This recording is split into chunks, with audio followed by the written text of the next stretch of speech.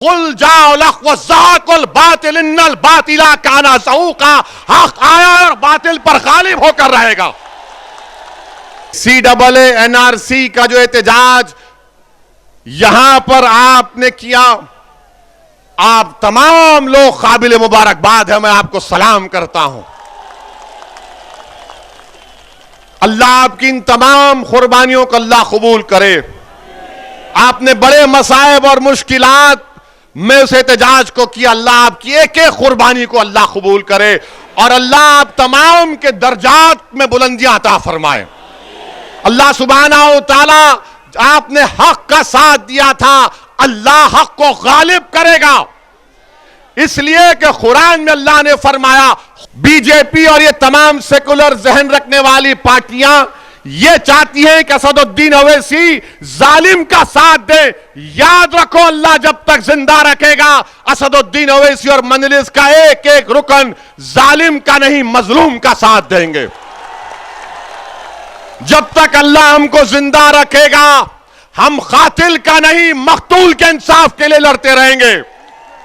हम कातिलों का साथ नहीं देंगे, मकतूलों का साथ देंगे। हम ताकतवरों का साथ नहीं, कमजोरों का साथ देंगे। और हमारी आंखों में जो सबसे कमजोर है, वो हमारी नाकों में सबसे ताकतवर है। अगर जुल्म मुसलमान किसी हिंदू पर करेगा, हम उस हिंदू का साथ देंगे, मजहब को बीच में आने नहीं देंगे। जुल्म को देखेंगे, जालिम को पहचानेंगे। ये बात इनको जब समझ में नहीं आती, ये समझते हैं कि हम आके बाजा बजा दें इनका, मोदी का, योगी का, अखिलेश का, कांग्रेस का। अरे तुम्हारा बाजा नहीं बजाएंगे। अब हम बात करेंगे हिस्सेदारी की। कानपुर की तकरीर पर बड़ा उछाला, क्या किया, क्या कहा मैंने?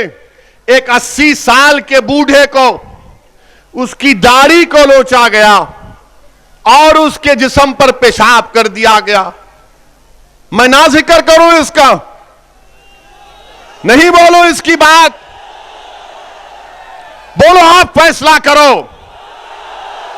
मैं वोट हासिल करने के लिए नहीं कह रहा हूं। 80 साल का बूढ़ा अगर हिंदू भी होता तो वैसे ही लड़ता, उसके लिए लड़ता रहेगा।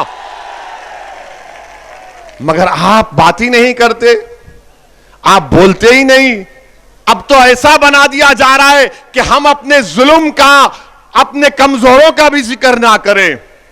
मेरे अजीज दोस्तों और बुजुर्गों, यहां पर मैं आप तमाम के दरमियान में खड़े होकर अल्लाह से दुआ करता हूं। अब हम दुआ भी कर रहे हैं तो इनको पसंद नहीं आ रहा, बीजेपी के लोगों को। कैसे दुआ कर रहा है ये? दुआ करना है, आप आमीन बोलो मत बोलो, अल्लाह सुनने वाला है। मैं अल्लाह से दुआ करता हूं कि CAA NRC का जो एहतजाज यहां पर आपने किया, आप तमाम लोग काबिल मुबारकबाद है, मैं आपको सलाम करता हूं। अल्लाह आपकी इन तमाम कुर्बानियों को अल्लाह कबूल करे। आपने बड़े मसाइब और मुश्किलात में उस एहतजाज को किया, अल्लाह आपकी एक एक कुर्बानी को अल्लाह कबूल करे और अल्लाह आप तमाम के दर्जात में बुलंदियां अता फरमाए। अल्लाह सुब्हानहू व तआला, आपने हक का साथ दिया था, अल्लाह हक को गालिब करेगा। इसलिए कि कुरान में अल्लाह ने फरमाया, कुल जाओ लख वज़ाकुल बातिल इन्नल बातिला काना ज़हूक़ा, हक आया और बातिल पर गालिब होकर रहेगा। ये मेरा अकीदा है, आप मत मानो। मेरा फेथ है, liberty of thought and religion Bharat के संविधान का हिस्सा है। आपको नहीं मानना, मत मानो। मैं अल्लाह से दुआ करता हूं कि यहां पर जो पुलिस की फायरिंग में मोहम्मद शफीक जो 40 साल के थे, उनको शहीद कर दिया गया, उनकी जान ले गई। अरमान 24 साल का बच्चा, मुखीम 20 साल का, रशीद 27 साल का जो अपाहिज था, सीधा हाथ काम नहीं करता था, मोहम्मद अबरार 26 साल का, मोहम्मद हारून 36 साल का, नबी जान 22 साल का। मेरी अल्लाह से दुआ है कि अल्लाह सुब्हानहू व तआला हशर के मैदान में अल्लाह उनको उसी कपड़ों से उठाएगा, तुम देखना, हम गवाह रहेंगे इंशाअल्लाह। और तुम इनको मुर्दा मत समझो, ये जिंदा है, क्योंकि कुरान में अल्लाह ने फरमाया कि शहीदों को मुर्दा मत को, अल्लाह उनको ग़िज़ा देता है। मेरी अल्लाह से दुआ है, अगर आप इन मक़तूलीन, इन जो जिन हजरात को शहीद कर दिया गया CAA-NRC के एहतजाज में, अगर आप उनके माँ बाप को जानते हैं, उनके दोस्त को, उनको भाई को जानते हैं, तो मेरा पैगाम पहुंचाना, उनसे कहना है कि मैं तुम्हारा बेटा नहीं हूं, मगर मैं तुम्हारे गम को अपने सीने में महसूस करता हूं।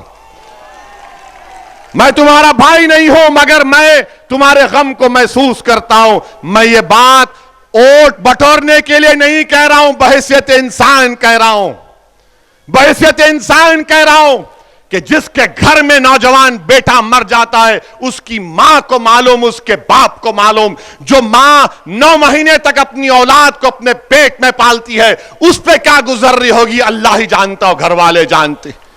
मेरा पैगाम पहुंचाना मेरे भाई, पैगाम पहुंचाना मोहम्मद शफीक, अरमान, मुकीम, हारून, नबी जान, रशीद और अबरार के घर में कि एक दीवाना आया था, अपनी दीवानगी का इजहार कर चला गया।